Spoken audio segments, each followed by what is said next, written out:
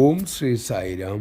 സ്വാമിയുടെ കോളേജിൽ പഠിക്കുന്ന ഒരു യുവാവ് പ്രശാന്ത് നിലത്തിൽ തന്നെ അദ്ദേഹത്തിന് ജോലിയും കിട്ടി. ഒരിക്കൽ അദ്ദേഹത്തിൻ്റെ മാതാപിതാക്കൾ പർത്തിയിലെത്തി.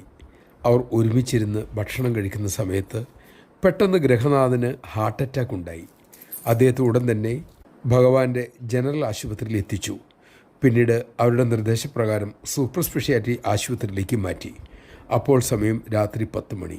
പരിശോധനകൾക്ക് ശേഷം ഡോക്ടർമാർ പറഞ്ഞു, താങ്കളുടെ പിതാവിൻ്റെ നില വളരെ ഗുരുതരമാണ്, എന്തും എപ്പോൾ വേണമെങ്കിലും സംഭവിക്കാം. അത് കേട്ട് യുവാവ് തകർന്നുപോയി. പിന്നത്തെ ഒരൊറ്റ ചിന്തയേ ഉണ്ടായിരുന്നുള്ളൂ, എങ്ങനെയെങ്കിലും ഭഗവാനെ വിവരമറിയിക്കണം. അതിനായി കാത്തിരുന്നു. പിറ്റേ ദിവസം രാവിലെ ദർശനത്തിനെത്തി. ഭഗവാന്റെ കാർ പോർട്ടിക്കോയിലെത്തി. കാറിൻ്റെ ഡോർ തുറന്നതും അദ്ദേഹം ഓടിച്ചെന്ന് ഭഗവാന്റെ പാദങ്ങളിൽ പിടിച്ച് കേണു. സ്വാമി ചോദിച്ചു, എന്തു പറ്റി? അദ്ദേഹം പറഞ്ഞു, സ്വാമി, ഡോക്ടർമാർ പറഞ്ഞു അച്ഛൻ ഉടനെ മരിക്കുമെന്ന്. അച്ഛന് ഹൃദയാഘാതമുണ്ടായി. എത്ര മണിക്കായിരുന്നു? സ്വാമി ചോദിച്ചു. വൈകുന്നേരം 8:30 സ്വാമി. ഭഗവാൻ അഭിമുഖമുറിയിലേക്ക് പോയി. പിന്നീട് 2 വിഭൂതി പാക്കറ്റുകൾ കൊടുത്തുവിട്ടു. അത് അച്ഛൻ്റെ നെഞ്ചിൽ പുരട്ടാനും നിർദ്ദേശിക്കുകയും ചെയ്തു. അദ്ദേഹം അതുമായി ആശുപത്രിയിലേക്ക് ഒതിച്ചു.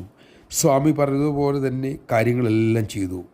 മെല്ലെ മെല്ലെ രോഗിയുടെ നില മെച്ചപ്പെട്ടു തുടങ്ങി. ആർക്കും പ്രതീക്ഷിക്കാത്തതായിരുന്നു ആ സംഭവവികാസങ്ങൾ. ഓരോ ദിവസവും സ്വാമി അദ്ദേഹത്തോട് അച്ഛന് എങ്ങനെയുണ്ട് ആരോഗ്യം എന്ന് ചോദിക്കുമായിരുന്നു. 14 ദിവസം അദ്ദേഹം ICUവിൽ കിടന്നു. ഡിസ്ചാർജ് ചെയ്യേണ്ട ദിവസമായി. അന്ന് ദർശനത്തിനെത്തിയ മകനോട് ഭഗവാൻ ചോദിച്ചു, നിന്റെ അച്ഛനിപ്പോൾ എങ്ങനെയുണ്ട്? അദ്ദേഹം തൊഴുകയോടെ പറഞ്ഞു, ഭഗവാനെ, ഇന്ന് അവർ അച്ഛനെ ഡിസ്ചാർജ് ചെയ്യും. അത് കേട്ട് പുഞ്ചിരിയോടെ ഭഗവാൻ ചോദിച്ചു, നിന്റെ അച്ഛൻ മരിക്കുമെന്ന് അവർ പറഞ്ഞു എന്നല്ലേ നീ അന്ന് എന്നോട് പറഞ്ഞത്?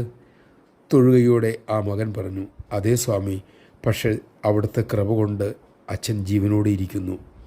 സ്വാമി അപ്പോൾ അദ്ദേഹത്തോട് പറഞ്ഞു, നിന്റെ പിതാവിനോട് പറയുക, സ്വാമിയുടെ കൃപ കൊണ്ട് മാത്രമാണ് ഇപ്പോൾ അദ്ദേഹം ജീവിച്ചിരിക്കുന്നത് എന്ന്. ജയ് സായിരാം.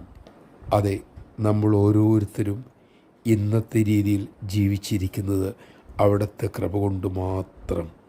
ആ തിരിച്ചറിവ് നമുക്കുണ്ടാകാനായി സ്വാമി തന്നെ നമ്മെ അനുഗ്രഹിക്കട്ടെ.